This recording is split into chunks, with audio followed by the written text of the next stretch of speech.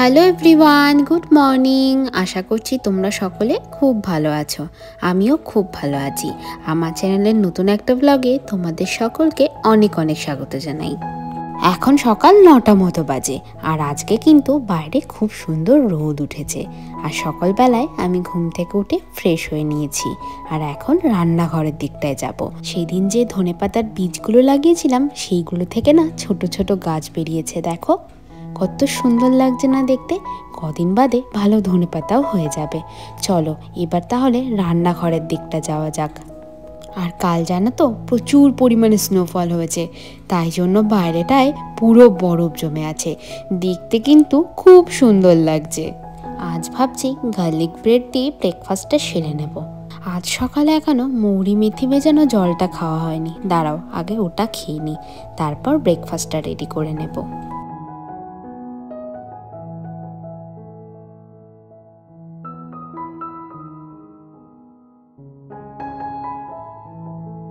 এখানে আমন্ডসটা ভেজানো রয়েছে, দাঁড়াও খোসাগুলো ছাড়িয়ে নিই।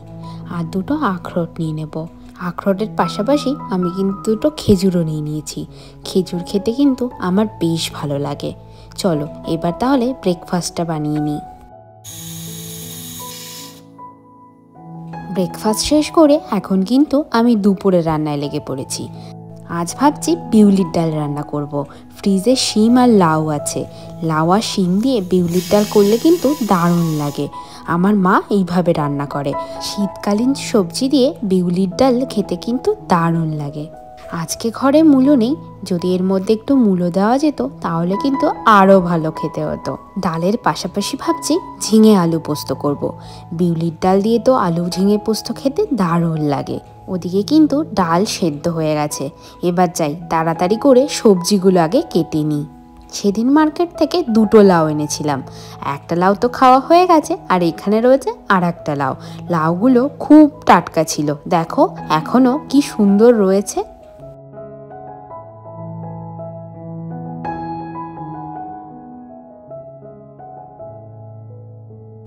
বিউলির ডালে শিম, মূলো, লাউ এগুলো দিলে না খেতে খুব ভালো লাগে। আর তার সাথে যদি আলু পোস্ত বা আলু মাখা হয় তাহলে তো কোনো কথাই নেই। সবজিগুলোকে একদম সেদ্ধ করে ফেললে কিন্তু হবে না, একটু শক্ত শক্ত রাখতে হবে, তাহলেই কিন্তু খেতে বেশি ভালো লাগবে। ফ্রিজে না বেগুনও আছে, ভাবছি এর সাথে একটু বেগুন ভাজাও করে নেব। রিচ খাওয়ার পরের দিন এরকম সিম্পল খাবারে কিন্তু দারুণ লাগে। ডালটাকে কিন্তু আমি একদম সিম্পলভাবেই করব। পাঁচফোড়ন, তেজপাতা আর শুকনো লঙ্কা ফোড়নে দেব। এই রেসিপিটা আমি আমার মায়ের কাছ থেকে শিখেছি। আমার মা এইভাবে বিউলির ডাল রান্না করে, খেতে কিন্তু দারুণ লাগে। শীতকালীন সবজি দিয়ে শীতের সকালে এরকম বিউলির ডাল, গরম গরম ভাত আর আলু মাখা হলে আর যেন কিছুই লাগে না। নাও সবজিগুলো তো আমার কাটা হয়ে গেছে। এবার পোস্তটা ভালো করে বেটে নিতে হবে। শুকনো জারের মধ্যে পোস্ত নিয়ে আগে ঘুরিয়ে নেব, তারপর জল দেব, তাহলে পোস্তটা ভালো বাটা হবে। এদিকে দেখো আমার ডাল কিন্তু টক বক করে ফুটে গেছে। এবার কেটে রাখা সবজিগুলো দিয়ে দেব। সবজিগুলো দিয়ে কিন্তু বেশিক্ষণ ফোটানো যাবে না, তাহলে বেশি সেদ্ধ হয়ে যাবে। তাড়াতাড়ি করে ফোড়নটাও দিয়ে দিতে হবে। আমার রান্না কিন্তু একদম কমপ্লিট। সকালবেলা কি সুন্দর রোদ উঠেছিল, আর এখন দেখো রোদ কোথায় গায়েব। তার পরিবর্তে কত স্নোফল হচ্ছে। যাই হোক, রোদের একরকম সৌন্দর্য আর স্নোফলের আরেক রকম সৌন্দর্য, দুটো দেখতেই কিন্তু দারুণ লাগে। এদিকে কি হলো দেখো, হঠাৎ করে দেখি সূর্যি মামাও জেগে উঠেছে। চলো এবার তাহলে স্নানটা সেরে নিই। স্নান সেরে আমি কিন্তু রান্নাঘরে চলে এসেছি। আর দেখতে পাচ্ছ আমি কিন্তু এখন আলু সিদ্ধ মাখা করছি। কেন বলো তো? কারণ আমি যে আলু ঝিঙে পোস্তটা করেছিলাম সেটার ঝিঙেটা এত তেতো ছিল যে পুরোটাই একদম তেতো হয়ে গেছে, মুখেই দেওয়া যাচ্ছে না। তাই জন্য সেই রান্না করা ঝিঙে আলু পোস্তটা পুরোটাই ফেলে দিতে হলো। ফেলে দিয়ে আবার নতুন করে আলু সিদ্ধ করে এখন মেখে নিচ্ছি। কোনো জিনিস ফেলতে আমার ভীষণ খারাপ লাগে, কিন্তু কি করব বলো, এতটাই তেতো যে মুখে দেওয়া যাচ্ছে না।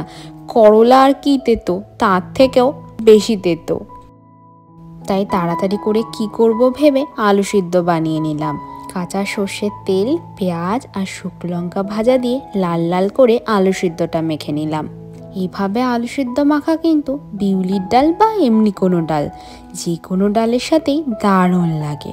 আর তার সাথে তো বেগুন ভাজা ছিলই। চলো, প্রচণ্ড খিদে পেয়ে গেছে, এমনিতেই দেরি হয়ে গেছে 2 রকম রান্না করতে গিয়ে। এবার তাহলে ভাতটা বেড়ে ফেলি।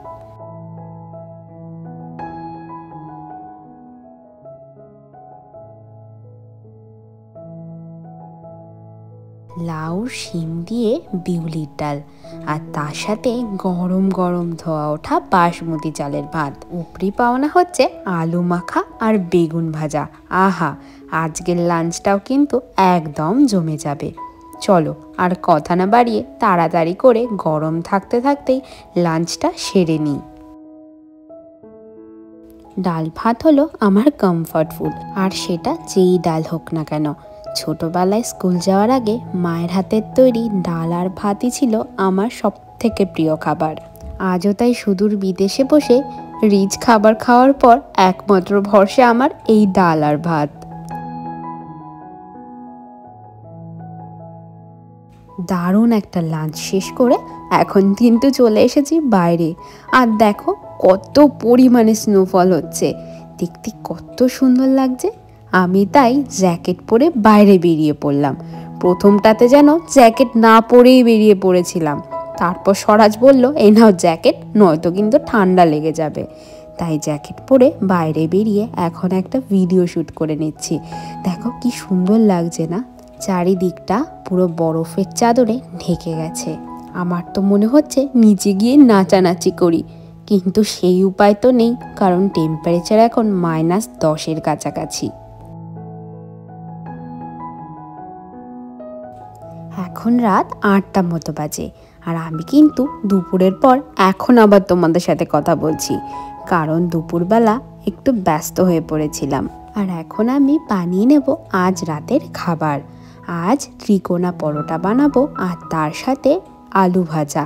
পরোটা দিয়ে আলু ভাজা খেতে কিন্তু আমার বেশ ভালো লাগে। ছোটবেলায় স্কুলের টিফিনে পরোটা বা রুটি যাই হোক, তার সাথে কিন্তু আলু ভাজাটা মাস্ট ছিল। আমি আগে জানো তো ত্রিকোণা পরোটা বেলতেই পারতাম না, তারপর দেখলাম ভালো মন্দ খেতে হলে নিজেকেই শিখতে হবে, তাই জন্য এখন ভালোই ত্রিকোণা পরোটা বেলে নিই। আজকের একটা মাত্র পরোটাই কিন্তু আমি বেলেছি, আর বাকিটা স্বরাজ আমাকে হেল্প করেছে। কালকের একটু বাটার চিকেনও আছে, সেটাও ফ্রিজ থেকে বার করে নিয়েছি। পরোটা দিয়ে তো বাটার চিকেন খেতে বেশ ভালোই লাগে, আলু ভাজা দিয়েও খাবো, আবার বাটার চিকেন দিয়েও খাবো। প্রথমে আমি সবকটা লেচিকে ত্রিকোণা আকার দিয়ে রেখে দিয়েছি, তারপর ওভেনটা জ্বালাবো আর এক একটা বড় বড় করে বেলে নেব আর ভেজে নেব। এই একটাই আমি কিন্তু বেলেছি, আর বাদ বাকিগুলো আমার বরমশাই আমাকে হেল্প করেছে।